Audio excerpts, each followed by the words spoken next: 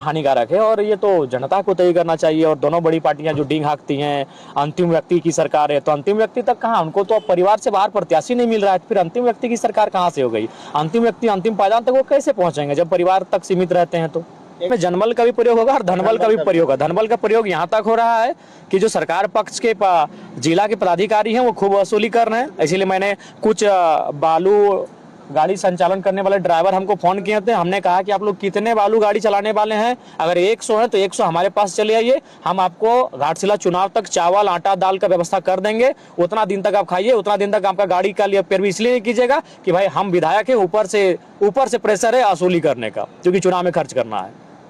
बड़े बड़े वहाँ मुख्यमंत्री, बड़े बड़े नेता हेलीकॉप्टर नजर आ रहे हैं वहाँ, आप कैसे वहाँ पहुँचिएगा? इतना जैसे हम पहुंचते थे वैसा पहुंचेंगे। कितना समय अगर हमारे प्रत्याशी जीत कर आते हैं तो जिस प्रकार हम लोग धनबाद, बोकारो, रामगढ़, सरायकेला इत्यादि क्षेत्रों में डटकर खड़े होते हैं, वहाँ भी मजबूती से डटकर खड़े रहेंगे और परिवार को न्याय मिल सके, उस व्यक्ति को न्याय मिल सके, ये हमारा प्राथमिकता रहेगी हमारी। तमाम आदिवासी भाइयों बहनों से कहूंगा कि अगर विरोध करना है तो भारतीय जनता पार्टी का भी विरोध करे।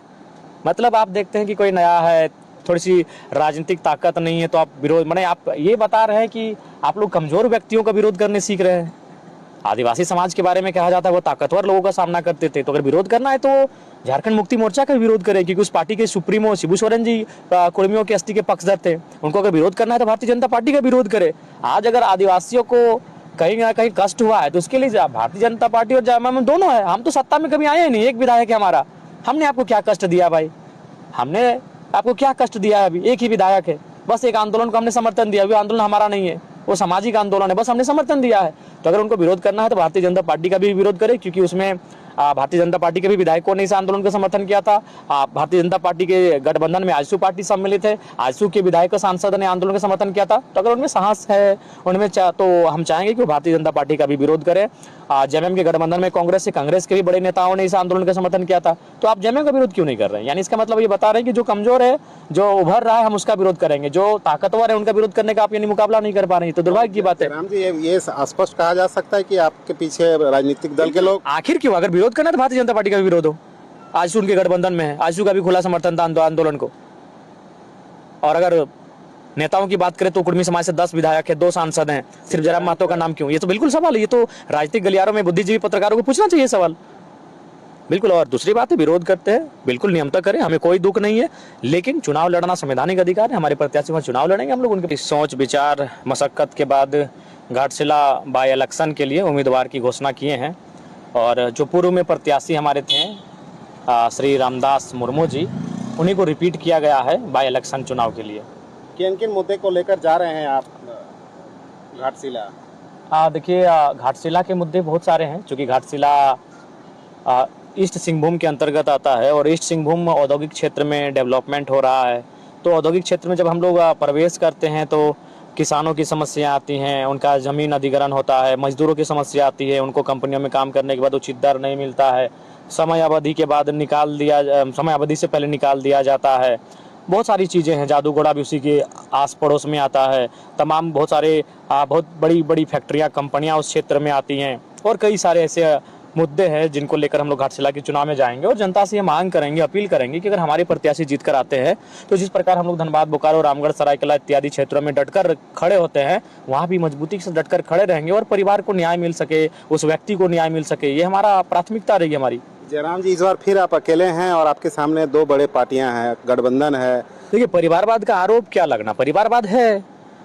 जो दोनों प्रत्याशी हैं, दोनों को चुनाव के लिए हम शुभकामनाएं हैं, लेकिन जो सच्चाई है तो सच्चाई है। दोनों परिवार नेपोटिज्म के पैटर्न को फॉलो कर रहे हैं, और जब तक नेपोटिज्म रहेगा पॉलिटिक्स में, चाहे किसी भी विभाग में, तब तक हम लोग डेवलपमेंट की बात नहीं ठीक से कर पाएंगे।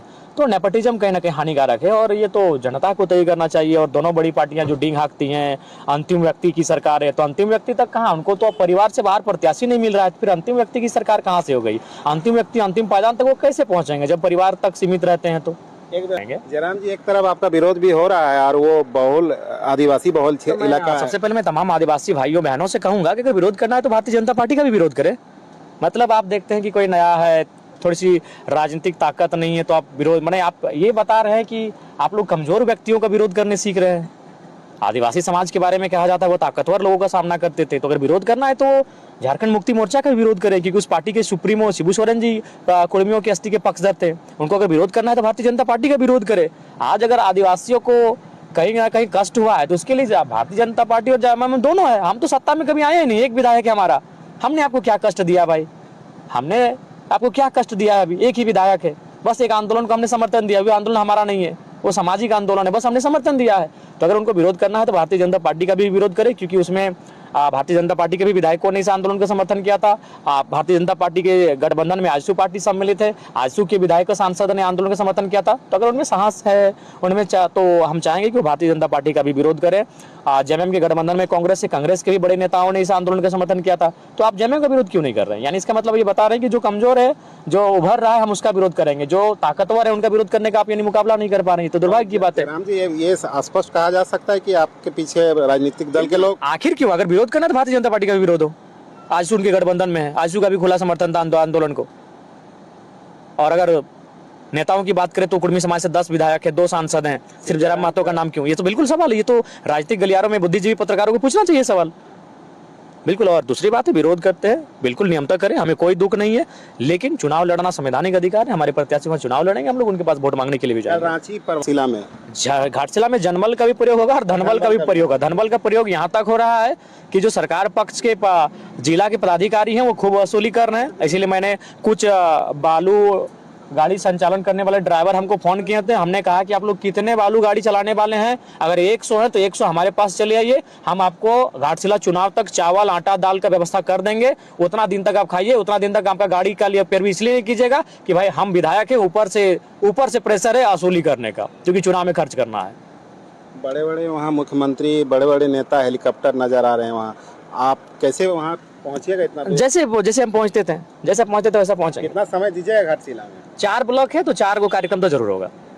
और क्या रणनीति है? आप चूंकि पिछले बार आप लोग 8000 से ज्यादा वोट आया था, इस बार क्या जीतने का लक्ष्य है? देखिए, अभी हमारे वर्तमान में एक मंत्री जी हैं, गिरिडीह से हैं, गिरिडीह विधानसभा से हैं। वो जब पहला चुनाव लड़े थे तो मात्र 8000 वोट लाए थे। आज वो मंत्री तक का सफर तय कर चुके हैं। तो ये जरूरी नहीं है कि जो वोट आपके पास पूर्व में था ये वो रिपीट होगा, तो ऐसा कोई जो बात नहीं है। हम लोग अभी बहुत अच्छी स्थिति में हैं और हमें लगता है कि वहाँ भी हम लोग अच्छा करेंगे।